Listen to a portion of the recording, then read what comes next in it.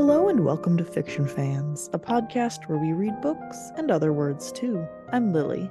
And I'm Sarah. And today we'll be discussing Dragons of Autumn Twilight by Margaret Weis and Tracy Hickman, the first book in the Dragonlance Chronicles, which is a D&D novelization. And I feel like I just said an entire novel to introduce this book. You did, but I'm going to add to it because this book was picked by our patrons for us to cover on the podcast. And if you support us on Patreon, you too can vote in a poll of books that we predetermine to decide what book we're going to cover once a quarter. We just put like little themed lists together. It's not that nuts. No, it's not. But given that our original concept was patrons can decide what book we're going to cover, this is, a lot more directed. Look, we're not looking for Bodie McBoatface here, okay? It makes it easier for us to figure out a book if we don't have people giving us options willy-nilly. It's true. Yeah, I don't know how anyone would come to a consensus if it was just suggest a book. I don't think it would be possible, to be perfectly honest. We're helping them. Anyway, before we jump into this, Sarah, what's something good that happened lately? Something good that happened is I have a weekly team meeting every Wednesday. And normally it's like, it runs for an hour. Normally it's about 10% content that should be a meeting, 90% content that should have been a Slack message. And today it was 99% useful meeting content. Amazing. Yeah, that was really nice. I was not texting you constantly during it going, this is so painful, please make it stop. I understand. I also text you when I'm like, just turn my camera off because I can't keep a straight face right now. I think the remarkable thing about that is that you have your camera on in meetings to begin with. Different industry. It's true. Yeah. I used to have my camera on with my boss when we had our bi-weekly one-on-ones, and he kept making comments about it, like, wow, you have your camera on. I guess I'll turn mine on too. Then eventually I just gave up. You got the hint. I got the hint. My good thing is that we had some leftovers. We had done some like meal prep and put like meals together in the freezer and Tupperware. And then there was a electrical situation. My house is a shit show. And the chest freezer like thawed and refroze a couple times. Oh no. I thought that you had fixed your electrical work. Yes, except we didn't realize that the chest freezer was on the same circuit as our car charger. Oh. So it didn't flip the breaker. It's a GFI outlet, and so we just had to hit reset. Yeah. But we don't go into the garage, and the freezer's not always on, so it's usually fine. But sometimes we'd go in there and go, oh, how long has this been off? Good, great. So we dealt with that and cleaned a bunch of ice cream sludge out of the bottom of our freezer. But we had these like chicken and rice and broccoli meals that had become just like the worst texture, the worst in the world. Oh no. This is not the good thing, obviously. Clearly not, because that sounds terrible. But I thought, hey, you know what's supposed to be weird and mushy? Soup. So I chopped the chicken up small, and now I have chicken and rice soup. And it's great. That's not bad. The broccoli is mushy, but it's soup. I'm expecting that texture. I'm glad that you were able to figure out a way to make your leftovers palatable. Yep. I wouldn't call it my favorite soup in the world, but I'm not but it's like edible. Yeah. Yeah. And I don't have to throw away all that food. So that's good. Yep. That is a good thing. Yeah. That is definitely a good thing. Threw a can of tomato sauce in there, sprinkle some cheese on top. Golden. Cheese makes everything better. It's true. What are you drinking tonight? I am drinking wine. All right. I considered going out and getting brandy because Tasselhoff in this book, who is a kender, which is a hobbit or a halfling, to use the D&D term, even though they're hobbits. Kenders are halflings, right? Tasselhoff definitely seems like a halfling. He's a halfling. Yeah. I'm not familiar with this particular setting, really, but I would call him a halfling. Yeah, I am mostly familiar with Forgotten Realms, but we're not there yet. We're not there yet. We can't talk about it yet. Anyway, at one point, Tasselhoff has some brandy that he had swiped from an innkeep or barkeep that he shares on the adventure. So I was like, oh, that'd be fun. But then I was like, no, this is D&D. And what is the most classic D&D thing? Ale? Poorly timed fireball. Okay, you got me there. I guess it's not poorly timed because this is the perfect time, but I am, yes, fireball. I'm drinking fireball. Better you than me, so I can say. I've probably told my fireball story on air before, but I'm going to do it again. We've had a couple of D&D related podcasts, so you probably have. Too bad. You're a captive audience. You can't press pause or fast forward. You're incapable. Our listeners can. That was the joke, that they absolutely can. Yes. I thought you were talking to me because no, I can't. Yeah, no, you can't. That's true. But I know you don't remember my fireball story, so I don't care either. What is your fireball story? Oh, just, every campaign has the like fireball gone horribly wrong. We picked up an amulet of fireball and gave it to our dwarven fighter. And so, of course, he uses it right away because it's a fun new toy. But he uses it in a small room and absolutely obliterates all of the magical artifacts in the room. Oh, no. And I mean, damaged us, but we were high enough level that it was like a nuisance. He didn't wipe us out. You could take it. Yeah. But he's also the character who was like super into loot. There's always one of those as well. And so he was like, I searched the room for loot. And Danny's the forever DM, poor Danny. He was like, well, remember that fireball 10 minutes ago? It was very funny. Anyway, thank you for indulging me. You're welcome. It is a good story. You're right. I didn't remember it. Mm-hmm. So it was like hearing it for the first time. Exactly. Okay, one last question before we jump into this book that I have a myriad of opinions about. Have you read anything good lately? In kind of timely coincidence, I've been reading Orconomics by J. Zachary Pike, I think is the author's name. Oh, you gave me that book. I have that book. I did, because I bought a copy of it and the bookstore accidentally sent me two. But I'm actually not reading the physical copy. I somehow, at some point between buying the paperback and now, I also bought an ebook without realizing that I owned the paperback. So I'm reading the ebook, and it is a very good satire on heroism, the hero business in D&D. It actually kind of reminds me of the hero interviews by Andy Ewington, not in the sense that they have the same plot or anything, but they both kind of satirize that heroics in a different vein, but similar way, if that makes sense. Yeah. That's interesting because while I was reading Dragons of Autumn Twilight, I just kept thinking, I'd kind of rather be reading the part about the dragon was mostly true by Sean Gibson. Yeah, I get that. Okay, we're just in content now. It's fine. We have read some really good D&D satire novels that are just so much more compelling. However, I do think there is still value of seeing like the source material, Yeah, and I was really glad actually to read Dragons of Autumn Twilight, because Dragonlance is one of those series that I've always been peripherally aware of, but that passed me by as a reader. I'm not sure why I never picked them up as a teenager, because it's definitely the kind of book that I would have gone for, and yet I just never did. But it's interesting to see some of the foundational D&D novelizations.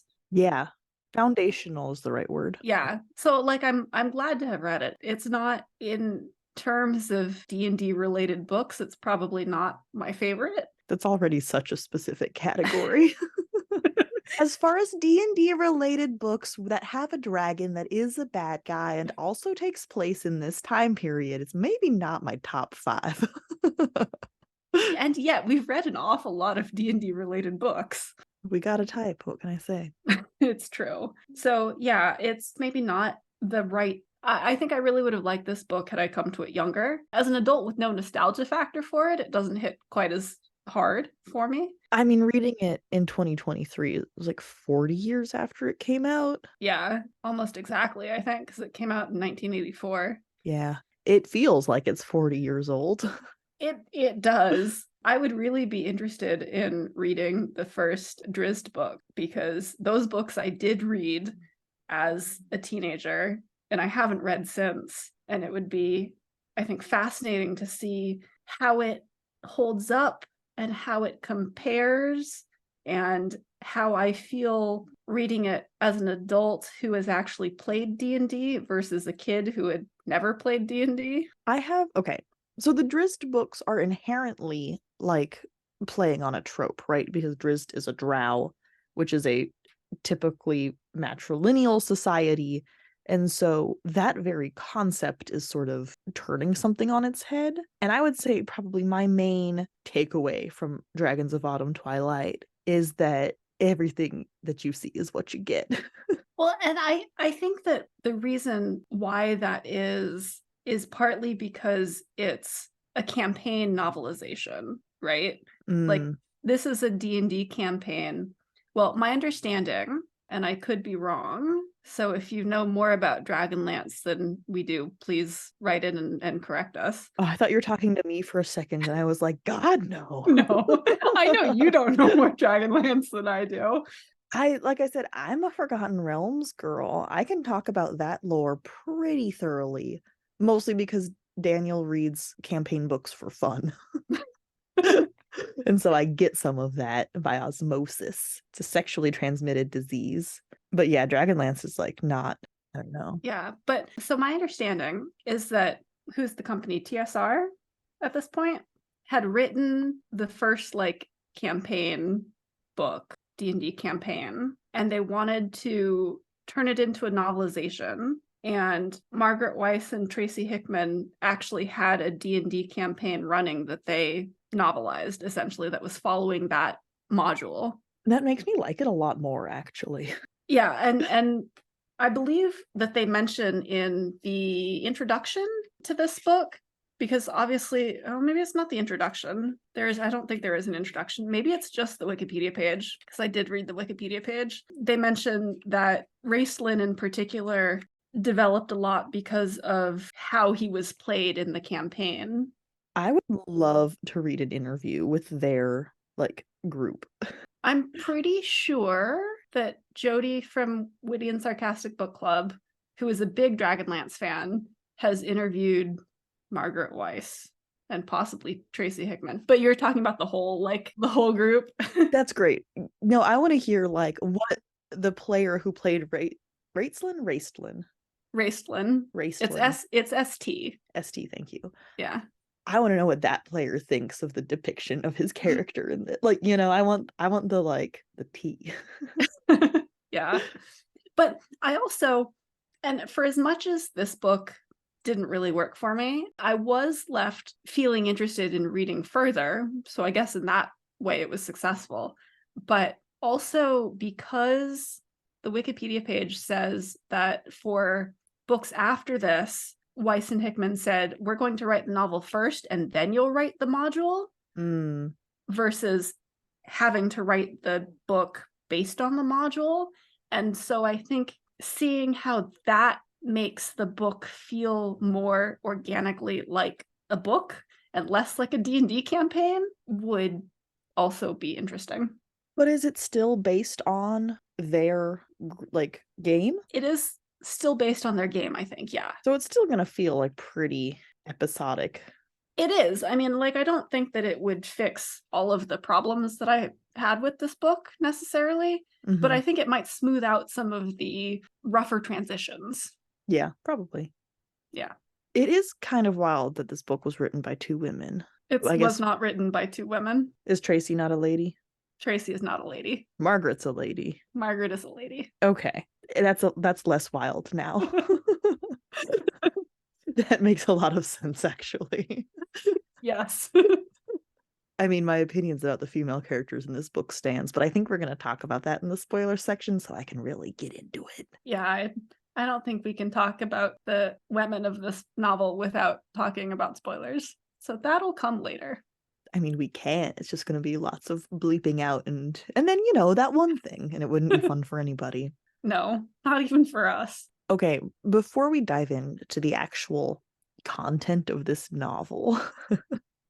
I did want to do a quick like overview of the Dungeons and Dragons shit in the book. I think it's the book that cleaves most closely to the D&D rules that I've read. I read a absolutely random novelization called like Unclean or something. It's very edgelord. I was in high school. I give no excuses. That also had a lot of undead monsters in that book that match very closely to monsters from I think it was 3rd edition. Mm. And then a lot of like very closely described spells. Anyway, not the point. We're not talking about that random book that no one else in the entire world has read. No, this book, I think specifically around the spell casting. Yeah, the spell casting was definitely where I felt it. But it didn't feel too forced. It definitely, I mean, I agree that it didn't feel forced, but it was noticeable, I think. And maybe that's because a lot of the D&D related novels that I've read, satire or otherwise, are not officially licensed, and so they have the serial numbers filed off. Mm. And this goes, whole hog. Yeah, I mean, it's official. They cast Fireball. They cast Fireball. They talk about needing long rests. I loved the way that it handled, or not the way that it handled spell slots, because it handled it the way that the rules are. But the way they were described in world, I thought was very well done. And like how wizards have to study their spells, and once they use them, they forget them. And that's just because the magic is so powerful. So they have to study them. And you see Raistlin studying his spell book. You do. I liked it, but it also reminded me of cramming for a test in high school where you're frantically reading, whatever your notes are in the 5 minutes you have before the class period starts. And you know that you're going to forget it immediately, but it doesn't matter as long as you can remember it like for the next 10 minutes or whatever. That is the perfect description of the wizard class in D&D. I've never been a magic user player. I just want to hit things. So you liked Riverwind better, our big barbarian man. Sure, we can say that. I know you didn't really like any of the characters. I didn't. I found them all frustrating for different reasons. And maybe some of that mellows out in later books. But they were all just kind of mean and unlikable. I kind of liked that they didn't automatically trust each other. That felt genuine. It did. However, I think it went too far, and it got to the point where I was just like, oh my god, we get it. You don't like him because he's got weird eyes. Like, can you stop? Yeah. Yeah, it was just a little much. But I don't think any of them were so frustrating that it impacted my like reading of the book. I don't know. There are definitely elements of this book that I didn't like, but overall it was just so bland that I was like, that's fine. Yeah, I mean, I don't know. I felt like even the characters that we were supposed to like or view as like the comic relief, like Tasselhoff, the Kender, like I found him annoying too. Oh yeah, he was definitely annoying. I didn't like any of the characters, but none of them had enough going on that I could like build up a dislike for them either.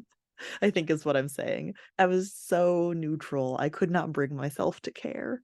Yeah, for me, if I don't like the characters, why am I reading the book?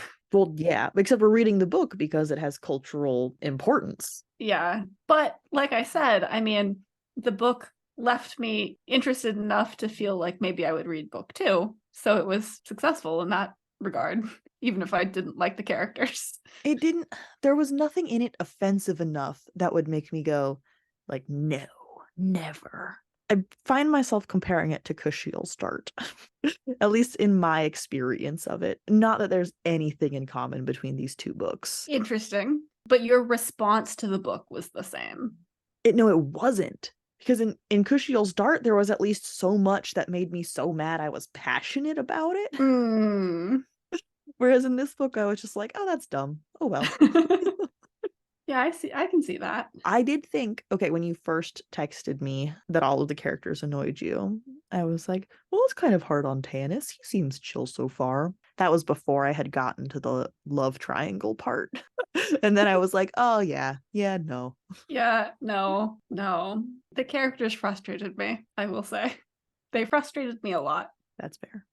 My very first note upon reading this book was how I don't see villainous dragons that much anymore. Now, I guess we did just read The Hobbit, or not just read The Hobbit, but I mean, Smaug is a classic villainous dragon, but yeah, I was gonna say, I don't think if you're talking about any more, yeah, I don't think Smaug counts because he's a classic villainous dragon. He's not recent.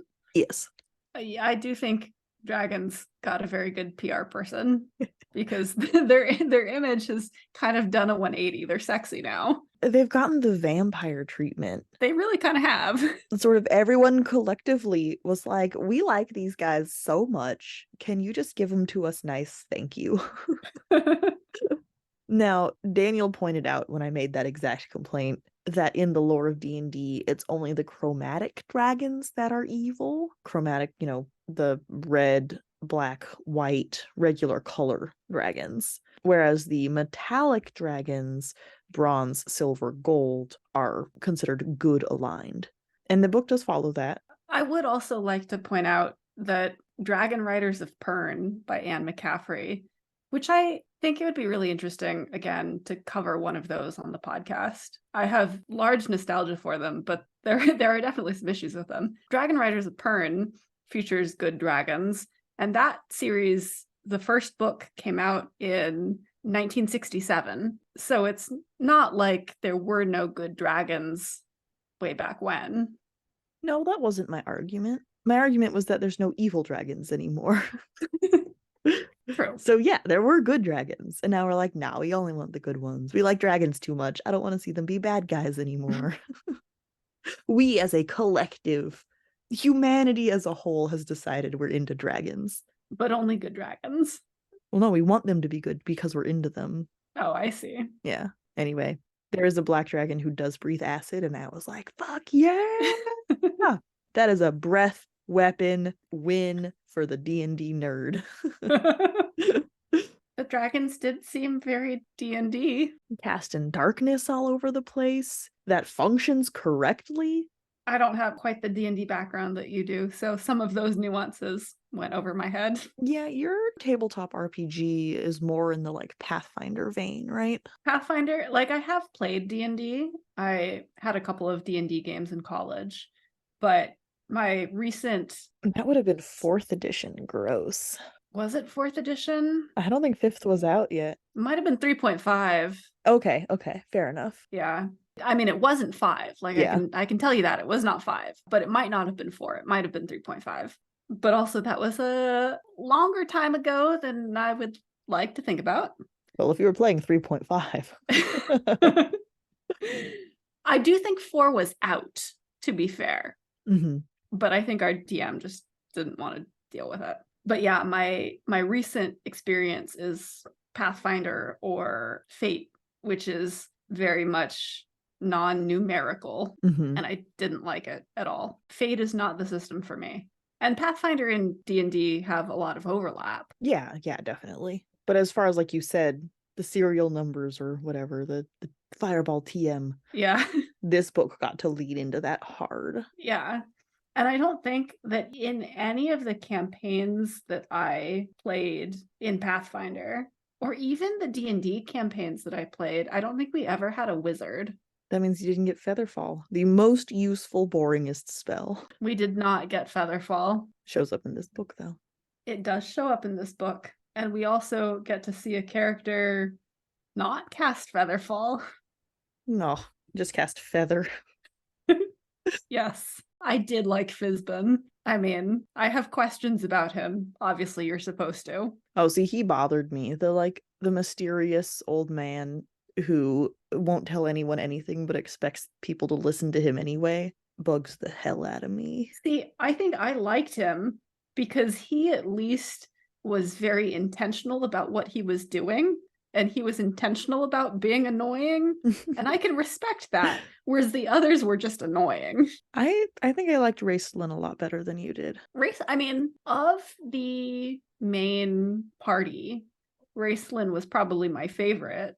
He being the spooky wizard for listeners. Yes.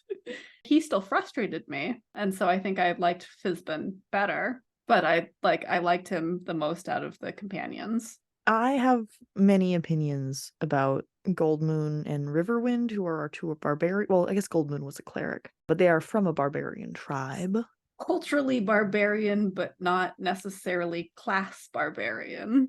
Outlander background, you would say in 5th edition jargon.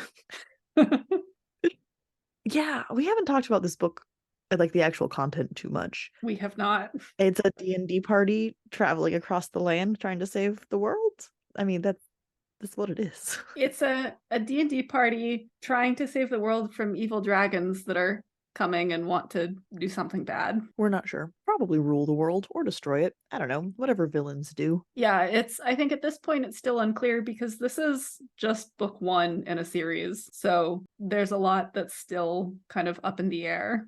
How long is this series? I mean, I know Dragonlance has like multiple series in it, but just like this core one. Yeah, Dragonlance as a whole is quite long.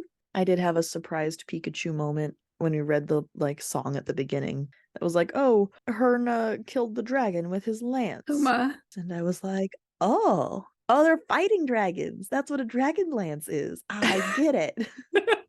I did have that moment too.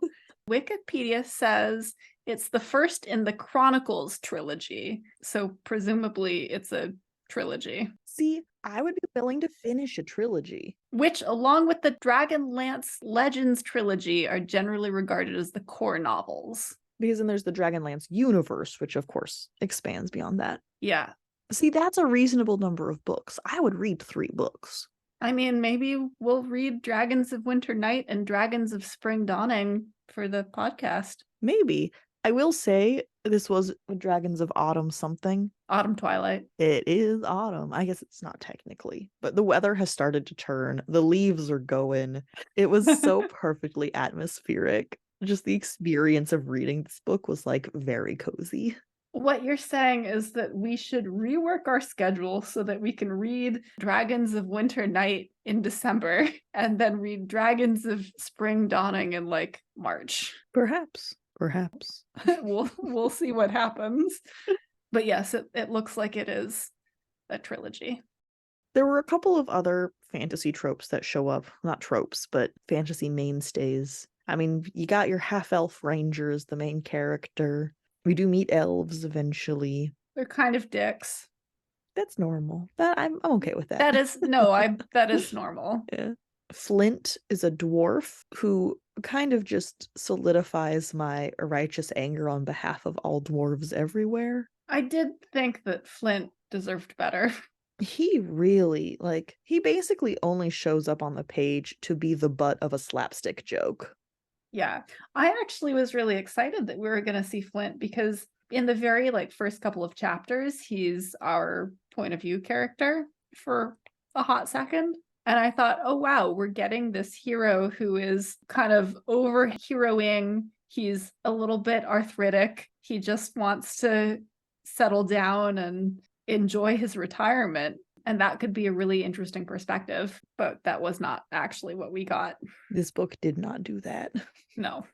Anytime you're like, oh, that could be a really interesting thing. Oh, no, you're just doing the normal thing? All right, cool. Although, to be fair, doing the normal thing in 1984 was probably more interesting than, quote unquote, the normal thing in 2023 is. That's true. But I don't know. I mean, it means it doesn't necessarily hold up. Yeah. But I do think that the novel deserves a little more credit than we are giving. That's a good point. I mean, does this participate in creating the tropes, not just following them? And I think it does. Maybe. It's hard to say that because it's based on D&D. And so it's just pulling tropes from D&D. But would those D&D tropes be popular if it weren't for the Dragonlance novels? Yeah, chicken egg. You're right. And like I said, it didn't actually bother me. Reading this book, I mean, obviously I have criticisms of it. But nothing in it made me go, ugh. Which is more than we can say for some books from 1984 that we've read. Yes, and more recent ones. And more recent ones, it's true. Okay, that's not true. There was one thing that made me go, ugh. It was the centaur dialogue. I don't remember it, and I kind of feel like that's because I tried to block it out of my head because it was so bad. So centaurs show up at one point. Don't worry why, it's fine. As does a unicorn. Nay, thee doesn't need to squeeze me in two. It be my job to see thee stays on. Relax. Put thy hands on me rump to balance thyself. There now, grip with thy legs. And I do realize that that was a funny line to take out of context because it's a centaur and someone's trying to ride him. That wasn't the point. The point was the like weird mix of Middle English. I mean, it's pretty bad. It's like inconsistent. It's pretty bad. It's all over the place. Yeah, that's no wonder I didn't remember that. Put thy hands on me rump. Half fake Middle English, half pirate. Yeah. So there were definitely some things where I was like, this could be improved. But I mean, overall, it was a fun story. It felt very quickly paced because you are moving through these dungeons very fast. It's definitely episodic. Yeah, but there's still like the overarching goal. You know, they meet Gold Moon and she has a problem that I'm not really going to get into before we hit the spoiler section. And that's like driving all of their little mini adventures. So it does feel cohesive. It does. I mean, we get to the climactic battle, and I did kind of feel like, how are they going to solidify all of these threads or resolve all of these threads in the 35 pages that they have left? And I felt like they did that by skipping over a lot of stuff. That's just the first book in a trilogy. Yeah, but that's not all trilogies are like that. Yeah. So I did feel that the ending was a little rushed. Like, I actually wanted a little more page time devoted to that final battle. I can see that. There's also no traveling on the page ever. They basically go to sleep and then wake up at their destination. And that's very D&D to me. Yeah, and that I didn't mind, because unless the traveling serves a purpose for character development, I feel like you can skip it. Oh yeah. Like, there's a lot of traveling in Wheel of Time, for example, that could have been cut out, and it would have made the book so much better if you didn't have to deal with those pages and pages where they're traveling and nothing happens. So I was glad that we didn't see that here. I mean, I think that's why this is a tight trilogy. And not 8 books where its biggest fans tell you to skip some of them. 14 books. Oh yeah, see, that's how much I care about Wheel of Time. All right, who should read this book? If you like D&D, if you like classic fantasy, if you're interested in some of the foundational works of those genres, this is an interesting read. Yeah. It's worth it. It didn't make me mad. Yeah.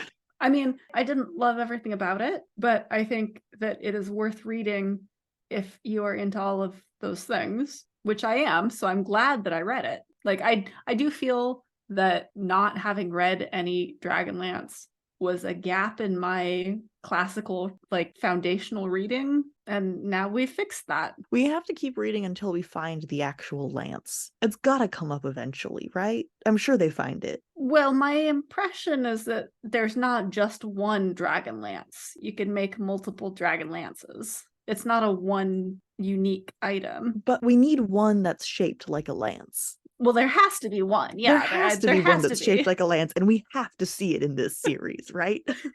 We have to, yeah. Like, that's the law. They talk a lot about Huma's Dragonlance, so it has to show up. It does. I agree. I feel like we have to read until we find the lance.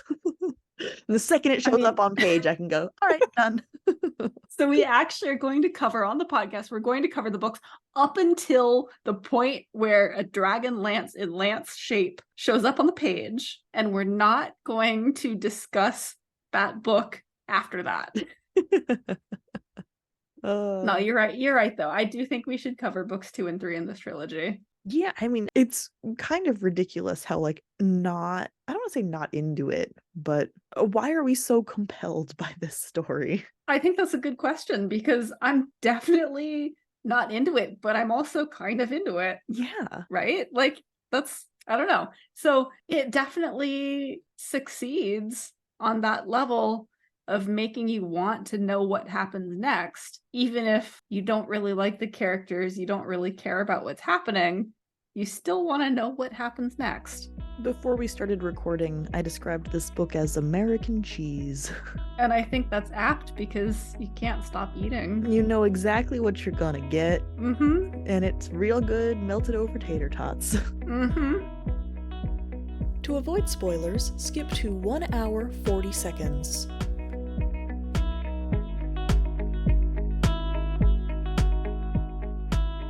Okay, so there are a couple of romances in this book, and I'm not gonna address the love triangle right now because again, yes, this book was written a while ago, before love triangles were quite so tiresome, but I'm still carrying that baggage in my heart. I think that's fair and valid. Would you really call the relationships in this book romances? I don't know what your definition of that is. Yeah. They get married at the end. That's a romance. Yeah, but we don't see any of that progression.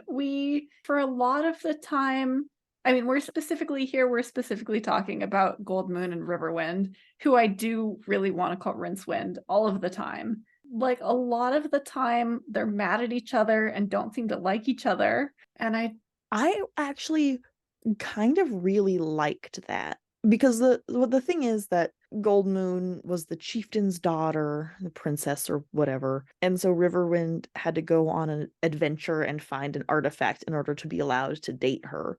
And so he's gone for years, like 5+ years was my memory. It's a long time. It did seem like a long time, yeah. So you get these characters who fell in love when they were, in their early 20s, are separated for a long ass time, both go through separate trials, and then come together and are immediately dealing with the chaos of this adventure and trying to like reconcile their memories of each other and what their relationship is now, and really meeting each other for the first time, but already in this commitment. I thought that was very interesting. It didn't feel earned to me. But that's I mean, the resolution didn't feel earned. Okay. The resolution didn't feel. I'd say the point is that they're suddenly close, even though they didn't earn their closeness, and that's what makes it fascinating. But you're like, they just get married at the end, and everything's kind of hand waved away. Yeah, everything is kind of hand waved away. And I think that you're right that their dynamics could have been really interesting, but they're kind of held at a distance from the reader because neither of them are ever the point of view character, really. At least not when it comes to how they feel about each other. I can't recall if we ever see much from their point of view. We might from Gold Moon's. And so how they relate to each other and how their relationship evolves, we mostly see through Tanis's eyes. And it doesn't ever feel like their relationship progresses enough for their happy marriage at the end to feel satisfying. I feel like as it was introduced, my reaction was, oh, this is a really interesting dynamic. The idea that these people are in a relationship for good reasons, like they chose to be in a relationship but don't really know each other yet, but it's not the like cheesy whirlwind romance thing, And so trying to learn to live with each other could have been interesting, but I agree it's not followed through well. Yeah, it just didn't feel like there was any follow through. And at one point they're just like, no, we are in love, so everything's fine. Yeah, they argue a lot, but we never see any of the resolution. We just see the aftermath where they've miraculously fixed their problems and are okay. I mean, okay, Riverwind does get melted alive by the black dragon's acid breath, which was a gnarly scene, by the way. That was a very gnarly scene. We also see Gold Moon die when she's trying to take out the black dragon. Like they both quote unquote die in close proximity to each other.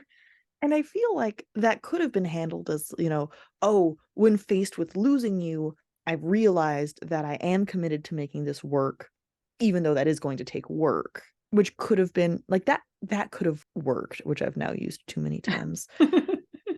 But instead of them like, yeah, we are committed to this and we'll figure it out whatever happens, instead it's, no, we're in love, so everything's fine. Yeah. Well, again, I think that part of the problem is that we never see their inner monologue, right? Yeah. We never see how they actually feel about the situation and about the other one basically being dead or thought dead for a short period of time.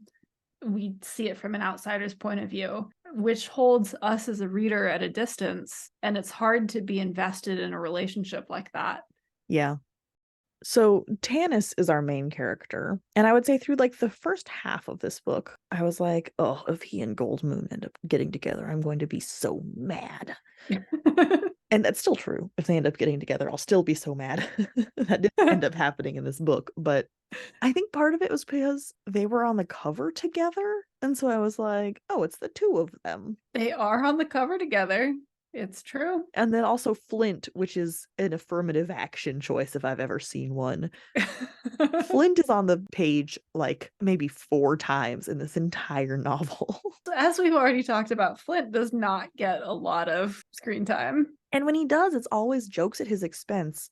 And so putting him on the cover is just, it's a fantasy book. We need a dwarf on there. Yeah. Anyway, so I think seeing them on the cover together, I was just like, okay. And there's at one point he gives her like a shoulder massage, and I was like, hell no. That was weird. Unacceptable. That was just weird. It could have been, I mean, these people are adventuring together. You get weirdly close, but you never see him do that for Caramon, the big bulky fighter man. Who I'm sure would appreciate a shoulder massage wearing plate mail around. Or Sturm, the knight. Yeah. Where are their shoulder massages? They deserve massages too. Yeah. Anyway, so that happened and I was just like, oh, hell no. I was getting so upset. And then Goldmoon dies, right? She takes out the dragon and sacrifices herself at the same time. And Riverwind is obviously, like, crushed and is basically going to leave himself to die in this collapsing dungeon. But Tanis and Riverwind had sort of come to an understanding earlier. They had gotten fairly close. They trusted and respected each other. Although, and quick side note before you continue on with your point, that also frustrated me because not that happened, that they had had this relationship, but that after this one point, it's never brought up again. Yeah, that's not part of my point, but it's not unrelated. Oh yeah, because up until now, I was just like, ah, shit, Riverwind is going to die, and Tanis is going to comfort Goldmoon with his penis. Like, that's where this is going, obviously. Yeah, obviously. But then instead, Goldmoon dies, and Tanis is the only one who can get Riverwind to get moving, and Riverwind is willing to not sacrifice himself, but just give up until Tanis needs help getting out, and he's like, no, like, I'm protecting this man with my life. And I was like, oh, nowhere in my heart of hearts did I think this was actually going to happen. But what if Goldmoon was the one who died, and then Tanis comforts Riverwind with his penis? They've actually built up rapport over the course of the book. I'd read that fan fiction. Yeah, right? And that would have felt earned because Tanis has to convince Riverwind to even go on this adventure with them. So, like, you see the two of them having not heart-to-hearts exactly, but like being sincere with each other. They do build, in the first half of the book, you're right, they do build a relationship, and we do see Riverwind open up to Tanis more than he opens up to anyone else in the group. Including Goldmoon. Including Goldmoon, yeah. So then at that moment I was just like, oh, I know this isn't going to happen, but how fun would it be? And then it turns out Goldmoon's not dead, and I was like, dang it. And then Riverwind and Tanis never talk again. Yeah, that's, yes, very frustrating. I wonder how much AO3. I feel like if there's AO3 fanfiction, a large part of it is going to be Raistlin. In my head, I was just like, what combination of 2 names is that ship? And then I was like, no, that's just one guy. That's just one guy. That, and then there's going to be a lot of reader insert of like Tika. You mean the author inserting themselves as Tika? Yeah. Yeah. Okay, this is a can of worms that I wasn't expecting. All right, let's move on. Wait, now you have me intrigued. Number one, okay, there's not actually a ton of of stuff on AO3. Okay. There's only like 500 works. And how are you sorting? Just for the category works in Dragonlance. No, but I mean, like, is it just what has been updated most recently? Is it most kudos, most popular? Like, oh, so I went to the drop-down menu for relationship categories. Okay. And was looking at, because it organizes by this relationship has the most stories. Yeah. I know you know, but the reader might, or the listener might not. I don't know who Dalamar the Dark is. So whoever he is, he's begging Raistlin, apparently. And then I immediately noped out, that's dramatic. But I went, ugh, okay, I don't even want to deal with this, because the second most common one is, of course, Caramon and Raistlin, because you can't have twins if they're not fucking each other. It's true. Yeah. And when it comes to like dumbass fan fiction, that doesn't bother me. It's just boring. Could you do anything else, please? Thank you, fan fiction authors. Yeah, like I'm not one of those people who's like, oh, you ship twincest, that means you're, you know, an incest supporter in real life. No, but it is a boring pairing. Anyway, that was, I was like, meh. I'm not interested in this anymore. Okay, fair. Back to our non-fan fiction discussion. Poor Tika. Oh God. Yeah, we do need to talk about Tika. Nothing bad happens to her in this book, or at least not specifically. I mean, her whole like city and life gets burned down, but that happens to all the characters. She's not special. Yeah, that's not something uniquely bad that happens to her. But I really wanted to like Tika as a character, but the way she's described is so cringy. So she's this barmaid from their hometown who she ends up joining their party about halfway through the book because her whole town has been burned down. And until that point, she's pretty cool. She doesn't do much. She helps him out of a scrape or two. She whacks someone over the head with an iron frying pan. Like, it's you know, good background barmaid stuff. Yeah. Stands up for herself. Like, great, fine. Yeah, and then the moment she becomes a main character, she loses all competency. She somehow is incompetent with a sword. Like, she's more dangerous to her party than she is to the enemies. I think they describe her as almost hitting Caramon with her sword when she's in battle at one point. She does do some fun shield bashing, though. She does, but only after she's been incompetent. Well, yeah. I mean, I'm not arguing that this character was handled well. I'm just... Yeah. I feel like I could have really liked her. Like, nothing that she does is bad, but the book and all of the characters are very condescending and mean to her. Yeah. And apparently she has a reputation as someone who sleeps around, even though she herself is actually like a blushing virgin. And that was just really awkward. She has this thing for Caramon that's awkward. I think what I would characterize her character as awkward. But not even, like, not her. It's not like she Not is awkward her. in her Yeah. interactions. It's not her. It's the way that her relationships are described with the other characters. At the beginning, when the crew shows up and are like, why are you familiar? And she's like, you said my dad would have to pay someone to marry me. And they were like, oh shit, you're hot now. And it's like, but you knew her when she was a kid and made that horrible joke that apparently is charming and funny. I don't know. And the person who made that joke is Caramon, who, I mean, I liked Caramon until the weird romance with her. I didn't like him, but I had nothing, there's nothing wrong with him. Yeah, okay, that's fair. I thought like his relationship with his brother is sweet. I like that he stands up for Raistlin, but I thought he was fine. I don't know. I was much more neutral on all of these characters than you were.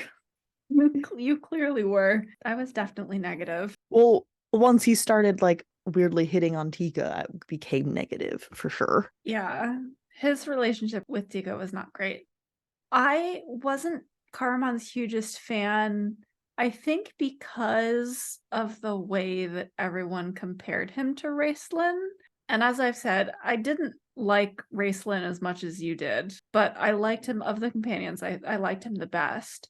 And I felt really bad because he's constantly being compared to his popular athletic twin brother, and that just seems rough. Yeah, I think I had a lot of sympathy for Raistlin. He's a frail wizard who saves their asses a bunch. A lot.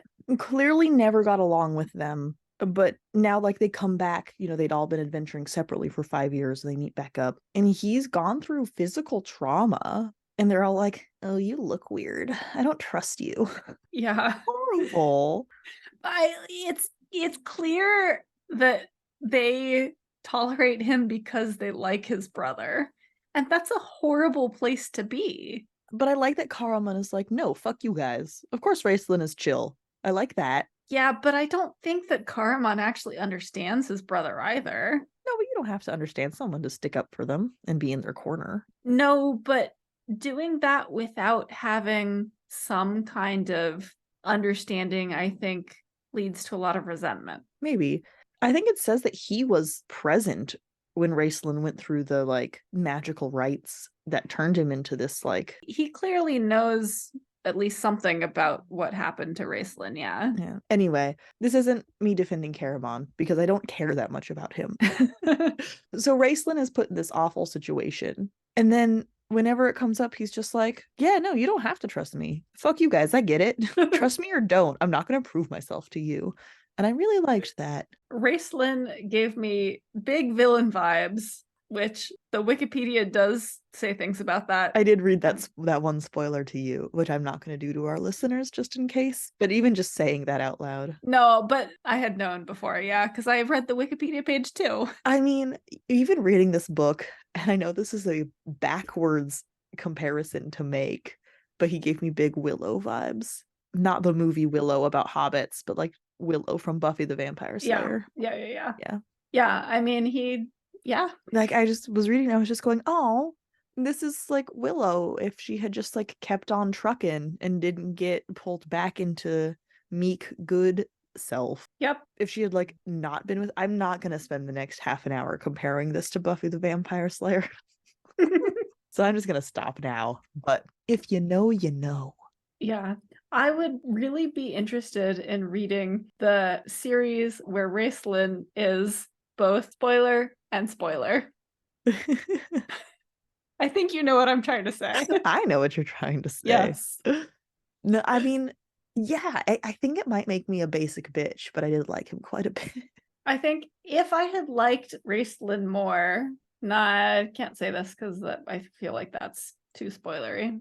For a future series, you mean? Because we're in the spoiler section. Yeah, for a future series. Well, I will say this. We know that he is the main character in another series, and I would be definitely interested in trying that out. Yeah. It would be also interesting to read, like, I don't know anything about Weis and Hickman. Like, are they authors before this? Maybe their writing and their characters and their plotting grows over time. I don't know, but I'm pretty sure that TSR had originally hired another author to write the first Dragonlance novelization. And they were somehow in charge of that process, but I don't think they had necessarily hired the author. And they were unhappy with it. And they were like, we could do this better. And then they did. Oh, I want to read that first manuscript now. Yeah, me too. So she applied. Margaret Weis in 1983 applied for a job as a game editor at TSR, and they turned her down but hired her as a book editor. I'm sorry, you keep saying TSR. Is this Wizards of the Coast shit that I just don't know about? TSR is the original publisher of Dungeons and Dragons, founded by Gary Gygax and Don Kay. Interesting. Yeah, TSR, Wikipedia says it was Tactical Studies Rules. And I think they were bought out by Wizards of the Coast. Okay. That was my question, was like, did it morph into Wizards of the Coast? Did it get bought by Wizards of the Coast? Did it splinter into? That was my question. I'm pretty sure that it was bought by Wizards of the Coast, but TSR was the original, because there is a Tolkien scholar who wrote the annotated Hobbit, John Rateliff, who is related to TSR or Wizards of the Coast. He's done a lot of work for them. And that's how I know. But yeah, so Wikipedia says that she was applied for a role for a job as game editor, hired as book editor. They hired an author to write this novel, then decided that the author sucked and they were going to write it themselves. And the book was a smashing success. So this might actually have been their first book. In that case, I'm more interested in reading more stuff because, of course, they're going to grow, you know? Yeah, if this is actually their first book, and I don't know about Hickman, but if this is actually their first novel or early novel, for both of them, then I'm definitely more intrigued by reading more. I certainly am. I did a little Googling because, of course, I'm a stan for Wizards. They're Seattle local boys, have been bought out by Hasbro not recently, but in recent history. But I was very curious. Google was not helpful because I tried to find out what they started with and it was like Magic the Gathering. And I was like, no. John Rateliff did work for TSR and then Wizards of the Coast. Wizards of the Coast was founded in 1990. When did it buy D&D? 97. So it had like a decade and a half before Wizards got its hands on it. Yeah, because TSR was founded in 1973, and then it went defunct in 1997, which was when Wizards bought it. Oh, Hasbro bought Wizards a lot longer ago than I thought. Yeah, I thought that was an old acquisition. Okay, JK. I've just been blaming all of their recent bad decisions on Hasbro, and I guess I can't do that. To be fair, and I don't actually remember when Hasbro bought Wizards, but the merger process generally takes a long time. And I know that because the company that I work for was bought by a larger company, and it's only now, which is like 5 or 6 years later, that we're finally like fully integrated. And not even fully integrated, we're like 90% integrated. So it takes a long time. That's a very good point. It was bought in September 1999. Okay. 20 years? Yeah, maybe not. Yeah, I don't know. I hear a lot of the Magic the Gathering drama. Anyway, we're not getting into that right now. Sorry, there was a 100-yard stare for a minute that I'm just going to edit out. No one will know that happened. I do have a comment I want to make about that, and I'm not going to because it's not relevant to our conversation. Wait, what's your comment? My comment was that didn't Hasbro hire thugs to shake down someone in LA who had gotten their hands on an early version of some like Magic the Gathering card? This is like recent, like within the last 2 years. I don't know about that. I'm mostly talking about the like merchandising gimmicks that Magic has been doing. They've been doing a lot of crossovers that are just very transparent. I mean, I'm not saying that didn't happen. No. It definitely happened. But that's not even the drama I'm talking about. I'm talking about players being mad about gameplay decisions. Oh yeah, so it was a YouTuber's house was raided by Wizards of the Coast over Magic the Gathering. They sent Pinkerton agents to his front door because he had fancy cards that he wasn't supposed to have, but he got them accidentally and he didn't realize he wasn't supposed to have them. Well, that happens. Yeah, but they didn't have to send thugs to him. I mean, no, there's no excuse. It is pretty cool that when they did the Lord of the Rings set, they only made the One Ring card. Oh, I like that. I do like that. Yes, that is like a shitty publicity stunt, but it works. It's a shitty publicity stunt, but it's also a good publicity stunt. Yeah. Anyway, Post Malone has it. He was like, anyone who gets it, I'll buy it from you for some stupid amount of money. And it happened. And he was like, yeah, give me that shit. Good for him for actually following through on his promise. Yeah. So he has the One Ring. And to be fair, the art on that looked really nice. Mm-hmm. They do hire actual artists to do all their art. Yeah. And I think that like their Aragorn card was the black dude who looks hot. We need more of those in popular culture. Wait. You know what I mean. We need more hot black Aragorn art. Yes. We've gotten so off track. We have. It's true. But this is a novelization of an intellectual property, and that does sort of open up these other rabbit holes. I'm not only justifying our weird tangent, but also, how can you not? This book is inextricably linked to the Dungeons and Dragons IP. It is, like, that's what it is.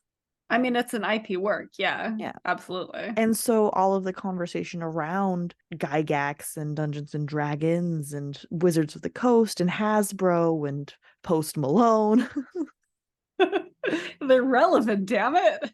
it gets that baggage. IP works benefit from being recognizable, but the flip side of that is a lot of baggage comes with it. Yeah, it's true. Yeah. I mean, I don't have a point to make. You don't have to argue with me. You are allowed to agree with me. No, I'm not trying to argue, but I don't have anything relevant to say other than, yeah, you're right. Yeah. No, okay, 90% of that was justifying our ridiculous tangent, but I'm also not wrong. I'm just impressed you're keeping our tangent in the episode and not cutting it entirely. That's the kind of shit I think is interesting. And unfortunately, I'm the one who decides what content stays. It's true. It's true. I have a pet peeve that's completely unrelated to this book. Well, it could be related to this book if the authors weren't cowards and followed through on some of the implied romance.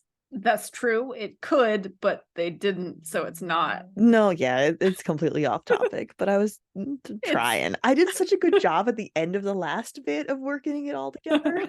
I thought I could keep going. I flew too close to the sun. No, I think you were like Icarus, I'm afraid. So my pet peeve, I was reading a fan fiction the other day, and the author kept using the word butt instead of ass. So it was specifically a male gay fan fiction. Explicit, presumably. Explicit, yes. It was an explicit male sex fan fiction. And in the sex scenes, the author kept using the word butt instead of ass. And I just couldn't take it seriously, because how can you take a sex scene that uses the word butt? Okay, butt, in my opinion, is not the worst one. It's almost neutral. It's not the worst, except that it was every reference to the derriere was butt. Like, there were no other words. It was just butt. They also used the word tummy at one point, which is a whole other thing. We've ranted about that before. Okay, no. Okay. Never use a childish word in a sex scene. Am I asking so much? Yeah. This is mature content. Speak to me like an adult, please. I'm sorry, but I can't take your sex scene seriously if the only way you refer to that bit of your anatomy is butt. It's not just can't take it seriously. I would say it's actively... I'm trying to come up with a phrase that's not a turnoff, because that has baggage in context, and that's not what I mean. It throws me out of the scene. Thank you. That's what I meant. Yes. Yes. I mean, it does, like, using it occasionally, sure, because we all want to vary our words for various bits of anatomy. That's fine. But to have it be the only word you use in an adult scene is very jarring. Yeah, no. And it took me out every time. The only example of this I can think of off the top of my head is from True Blood. When Sookie is trying to say that she's really proud of her ass. She has a great ass. And, like, wonderful. If you have a great ass, like, you should be happy about that. Celebrate it. Except she says bottom. I do remember her saying bottom a lot. That's just like, God, you're an adult. This is your internal monologue. Yeah. I don't believe for a second that you were referring to your own fine ass as a bottom. Yeah, I remember that about the Sookie Stackhouse books, and that is very jarring as well. Yeah, it, like, in context, like, please use the language appropriate for the scene you're describing. Mm-hmm. Which, if you're describing a beautiful sunset, use some purple prose, sure. If you're describing a sex scene, just say ass. Yeah, I did eventually just have to X out of the fic. How long did it take you? I'm so curious. So I think it was about 36 chapters. Jesus, I forget how long you read fanfiction. I know. I read long fic.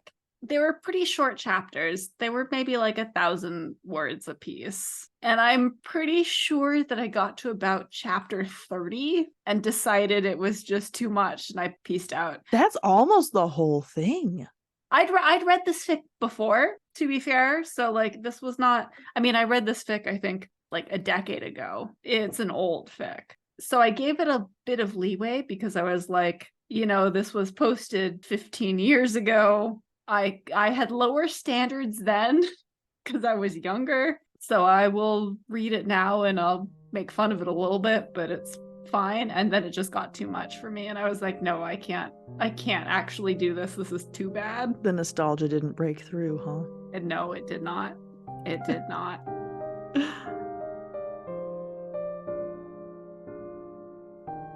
Thank you so much for listening to this episode of Fiction Fans. Come disagree with us. We're on Twitter, Instagram, TikTok, and Blue Sky at FictionFansPod. You can also email us at fictionfanspod@gmail.com.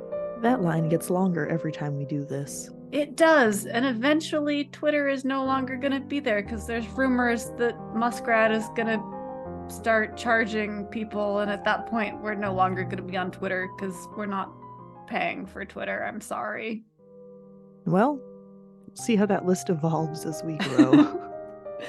But you can find us generally anywhere, most social media, at Fiction Fans Pod. And hey, if you enjoyed the episode, please rate and review on Spotify and Apple Podcasts, and follow us wherever your podcasts live. We also have a Patreon where you can support us and find our show notes and a lot of other nonsense. And occasionally, you can vote on what book you think we should cover on the podcast. Like today. Don't you wish you could have been part of Dragonlance's decision? You weren't. Maybe you were. I don't know who's listening. Anyway, thanks again for listening, and may your dragons always be defeated. Bye. Bye.